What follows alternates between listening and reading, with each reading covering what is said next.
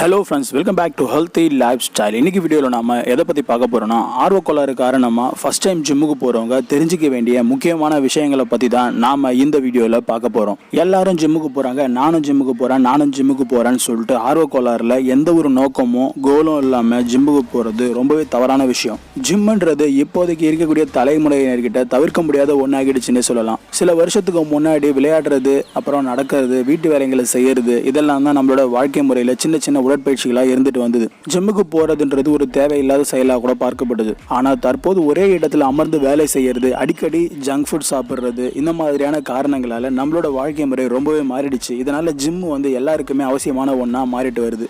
எல்லாரும் ஜிம்முக்கு போறாங்க, நானும் ஜிம்முக்கு போறேன்னு ஆர்வக்கோளாறுல ஜிம்முக்கு போறது ரொம்பவே தவறான விஷயம். தசைகளை வலுப்படுத்தவும், உடல் எடையை குறைக்கிறதுக்கும், உடம்பு ரொம்பவே ஃபிட்டா வச்சுக்கிறதுக்கும் ஜிம்முக்கு போறாங்க அப்படின்றது முக்கியமான காரணம். முதல் முறை ஜிம்முக்கு போறவங்களுக்கான ஒரு சில சூப்பரான டிப்ஸை நான் இந்த வீடியோவில் சொல்ல போகிறேன். நீங்கள் எல்லாருமே கட்டாயமாக இந்த வீடியோவை ஸ்கிப் பண்ணாமல் பாருங்கள். ஜிம்முக்கு போகிறவங்கள 40 வயசுக்கு மேலே இருக்கிறவங்க, அப்புறம் 40 வயசுக்கு கீழே இருக்கிறவங்க 2 டைப்பாக பிரிப்பாங்க. 40 வயசுக்கு மேலே இருக்கிறவங்கன்னா எலும்புகள் வலுவடைகிறதுக்கு, அதுக்கப்புறம் கெட்ட கொழுப்புகள் கரையிறதுக்கும், ரத்த அழுத்தம் மாதிரியான பிரச்சனைகள் நீங்கிறதுக்கும் ஜிம்முக்கு போகலாம். நீங்கள் ஜிம்முக்கு போகும்போது உங்களோட ஃபேமிலி டாக்டரை கன்சல்ட் பண்ணிவிட்டு உங்களோட ஆரோக்கியத்தை ஒரு முறைக்கு 2 முறை செக்அப் பண்ணிவிட்டு போகிறது ரொம்பவே நல்லது. 40 வயசுக்கு மேலே இருக்கிறவங்களுக்கு ஏரோபிக்ஸ் பயிற்சிகள் ரொம்பவே பெஸ்ட் சாய்ஸாக இருக்கும். அதாவது வாக்கிங் போகிறது, அப்புறம் ஸ்டெப்ஸில் ஏறி இறங்குறது, அப்புறம் ட்ரெட்மில் எக்ஸசைஸ், இதெல்லாம் ஒரு வாரத்துக்கு குறைஞ்சபட்சம் 180 நிமிஷமாவது உடற்பயிற்சி அவசியமாக பார்க்கப்படுது. ஒரு நாளைக்கு குறைஞ்சது 30 நிமிஷம்னு பிரிச்சுக்கணும். ஒரு வாரத்துக்கான 180 நிமிஷங்களில் 150 நிமிஷங்கள் கட்டாயமாக ஏரோபிக்ஸ் பயிற்சிகள் செய்யணும். இது மூலமாக ரத்தத்தில்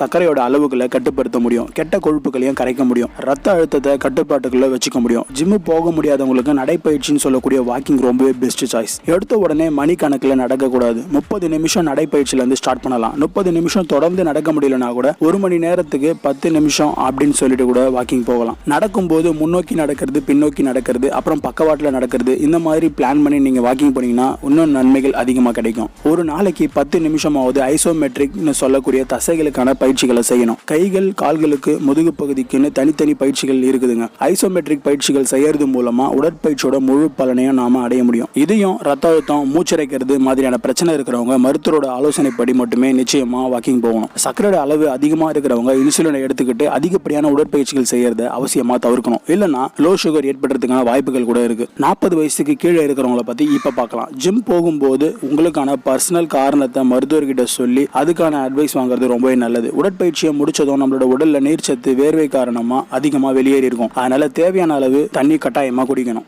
அதே மாதிரி இப்ப ஜிம்முக்கு யாரெல்லாம் எதுக்காக போகணும்ன்றத கட்டாயமா பிளான் பண்ணணும். முதல்ல ஜிம்முக்கு எதுக்காக போறீங்க அப்படின்றத நீங்க தீர்மானம் பண்ணணும். அதுக்கப்புறமா உங்க பக்கத்துல இருக்கக்கூடிய நல்ல தகுதியான ஜிம், அதுக்கப்புறம் அந்த ஜிம்முல சரியான ட்ரைனர்ஸ் இருக்கிறாங்களா அப்படின்றத கட்டாயமா பார்த்துட்டு அவங்க நல்ல உடற்பயிற்சிகளை உங்களுக்கு பரிந்துரைக்கிற மாதிரி இருக்கணும். அந்த மாதிரியான ஜிம்களை நாம தேர்ந்தெடுக்கணும். ஜிம்ல சேர்ந்த ஒரே மாசத்துல பல கிலோ எடையை அதிகரிக்கவோ இல்ல குறைக்கவோ நீங்க நினைக்கிறதுன்றது நடக்காத காரியம். முதல் முறை ஜிம்முக்கு போறவங்க 10 கிலோ வெயிட் லிஃப்டிங்ல இருந்து தொடங்கலாம். அதுவும் உங்களோட ஜிம்ல இருக்கக்கூடிய ட்ரைனரோட அறிவுரையின்படி. அதுக்கு அப்புறமா ட்ரெட்மில் மாதிரியான எளிமையான பயிற்சிகளை ஆரம்ப கட்டத்தில் நீங்க செய்யலாம். இது உங்களோட உடலை முதலா உடல் பயிற்சி செய்யறதுக்கு பழக்கப்படுத்தும். எடுப்பிலேயே உடலை கட்டுக்கோப்பா மாற்றணும்னு நினைச்சீங்கன்னா கட்டாயமா அது நடக்காது. தொடர்ந்து பயிற்சிகள் செய்யறது மூலமா தான் தசைகள் கொஞ்சம் கொஞ்சமா விரிவடையும், வலுவடையும். இது மாதிரியான நிகழ்வுகள் உடல்ல கொஞ்சம் கொஞ்சமா நடைபெறும். இது மாதிரி நடக்கிறதுக்கு குறைஞ்சது 7 வாரத்துல இருந்து 9 வாரங்கள் தேவைப்படும். கிட்டத்தட்ட 2 மாசத்துக்கு மேல ஆகும் உங்களோட உடல்ல சேஞ்சஸ் நீங்க பாக்குறதுக்கு. போன உடனே நம்மளோட உடல்ல ஒரே வாரத்துல என்னோட மசில் பெருசாயிடும், அப்புறம்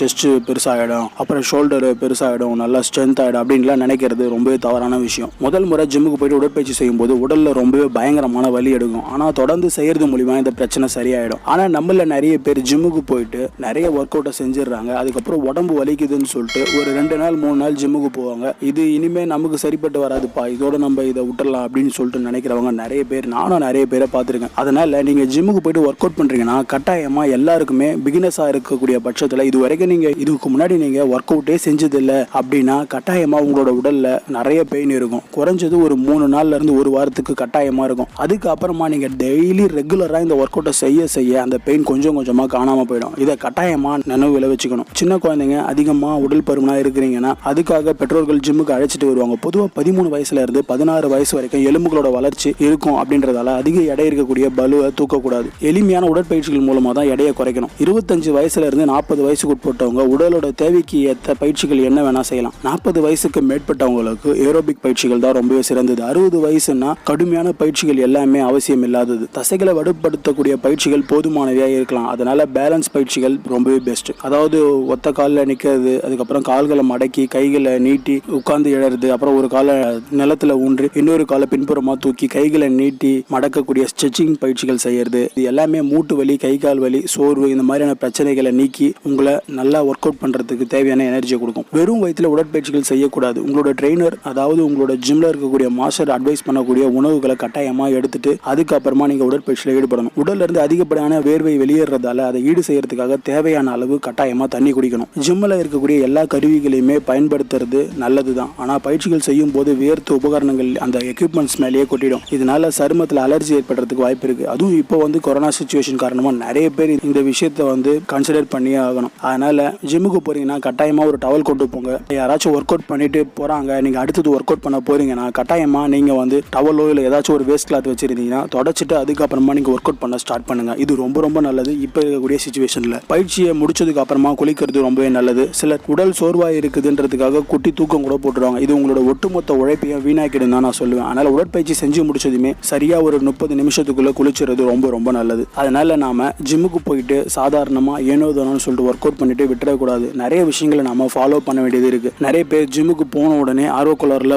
எக்கச்சக்கமா ஒர்க் அவுட் செய்யறதா இருக்கட்டும், இல்ல ட்ரெயினர் கிட்ட எந்த ஒரு அட்வைஸுமே கேட்காம அவங்களா இஷ்டம் போல செய்வாங்க. இது எல்லாமே ரொம்ப தவறான விஷயம். நம்மள பல பேர் செய்யக்கூடிய தவறு இதுதான். நாம ஜிம்முக்கு போறோம்னா கண்டிப்பா பிகினர்ஸா இருக்கிற எல்லாருமே சரியான உடற்பயிற்சிகளை தேர்ந்தெடுத்து செய்யணும். எல்லாரோட உடலுமே எல்லா உடற்பயிற்சிகளையுமே செய்யறதுக்கு ஏதுவா இருக்குமான்னு கேட்டா கட்டாயமா கிடையாது. ஆரம்ப கட்டத்தில் நம்மளோட உடலுக்கு நெகிழ்ச்சி அடையக்கூடிய, அதாவது நம்மளோட உடல் வளைஞ்சு கொடுக்க மாதிரி ஸ்ட்ரெச்சிங் செய்யறது ரொம்ப ரொம்ப முக்கியமான விஷயம். நானும் எல்லா வீடியோஸ்லயுமே சொல்ற ஒரு ரொம்பவே முக்கியமான விஷயம் இதுதான். வார்ம் அப்ன்றது ரொம்ப ரொம்ப அவசியமான ஒண்ணு. எல்லாருமே ஜிம்முக்கு போன உடனே நாம இன்னைக்கு இந்த ஒர்க் அவுட் பண்ணணும்னு சொல்லிட்டு வேக வேகமா போயிட்டு பண்ணிட்டு ஒரு 1/2 hour இல்ல 1 hour திரும்பறதுக்கு தான் பாக்குறாங்க. நம்ம 1 மணி நேரம் செய்யக்கூடிய ஒர்க் அவுட்டை விட சரியா ஒரு 10 இருந்து 15 நிமிஷம் செய்யக்கூடிய வார்ம் அப் தான் நம்மளுக்கு ரொம்ப ரொம்ப நல்லது. அதனால நீங்க கட்டாயமா உடற்பயிற்சி ஆரம்பிக்கிறதுக்கு முன்னாடி வார்ம் அப் செஞ்சே ஆகணும். வார்ம் அப் செய்யாம நீங்க எந்த ஒரு உடற்பயிற்சியிலும் இறங்கக்கூடாது. வார்ம் அப்ன்றது ரொம்ப கஷ்டமான விஷயம் எல்லாம் ஒன்றும் இல்லைங்க.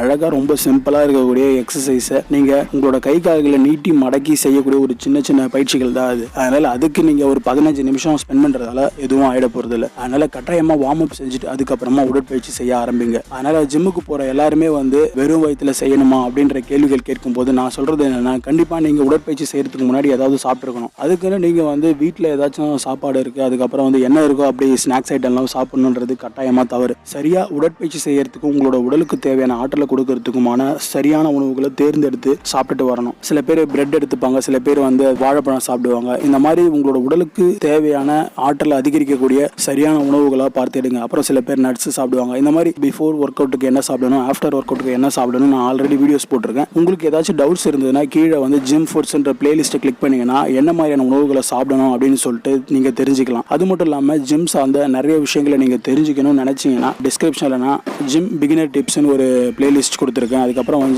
பேசிக் எக்ஸசைஸ், இது மாதிரி நிறைய ஒர்க் அவுட் சம்பந்தமா எக்ஸசைஸ் போட்டிருப்பேன். எல்லாமே ரொம்பவே ஈஸியான உடற்பயிற்சிகள் தான். அதனால நீங்க பார்த்து புரிஞ்சுக்கிட்டு அது மாதிரி செய்யறது ரொம்ப ரொம்ப நல்லது. இது மட்டும் இல்லாம வீட்டுல உடற்பயிற்சி செய்றீங்கன்னா நீங்க ஏதாச்சும் ஒரு ஆப்ஸ் பார்த்து செய்யறதுல தவறு இல்லைன்னு தான் நான் சொல்லுவேன். இருந்தாலும் முடிஞ்ச அளவுக்கு ப்ராப்பரா செய்யுங்க. நிறைய ஆப்ஸ்ல ப்ராப்பரா அவங்க செஞ்சிருப்பாங்களா இல்ல அதை பார்த்து நம்ம கரெக்டா செய்ய முடியுமான்னு தெரியல. இருந்தாலும் நீங்க ட்ரை பண்ணுங்க. முடிஞ்ச அளவுக்கு உங்ககிட்ட போதுமான வசதி இல்லைன்னா வீட்டுல சின்ன சின்ன எக்யூப்மெண்ட்ஸ் வாங்கி பண்ணுங்க. இல்ல சாதாரண எக்யூப்மெண்ட்ஸ் இல்லாத ஹோம் ஒர்க் அவுட்ஸ் கூட தேர்ந்தெடுத்து பண்ணலாம். இல்ல ஜிம்முக்கு போயிட்டு தான் ஒர்க் அவுட் பண்ணணும்னா கட்டாயமா நீங்க ஜிம்முக்கு போயிட்டு அங்க இருக்கக்கூடிய ட்ரெயினரோட அட்வைஸோட சரியான உடற்பயிற்சிகளை தேர்ந்தெடுத்து செய்யலாம். அதே மாதிரி ஜிம்முக்கு போன வேகத்துல உடல் எடை குறையணும், உடல் எடை அதிகரிக்கணும், பைசெப்ஸ் பெருசாகணும், அப்புறம் ஷோல்டரை பெருசுப்படுத்தணும், அப்புறம் டிஷர்ட் எல்லாம் போட்டா சும்மா லுக் அப் கெத்தா இருக்கணும் அப்படின்லாம் நினைச்சீங்கன்னா நல்ல விஷயம் தான். அதுக்காக நீங்க எக்ஸசைஸ் பண்ணலாம், ஹார்ட் ஒர்க் பண்ணலாம். ஆனா எடுப்பிலேயே இது எல்லாமே கிடைக்காது. குறைஞ்சபட்சம் 6 மாசம் நீங்க கஷ்டப்படணும். சில பேரோட உடல்வாகு ரொம்பவே கொஞ்சம் ஃபிட்டா இருக்கும் ஜிம்முக்கு போகக்கூடிய ஆரம்ப கட்டத்திலே. சில பேரோட உடல்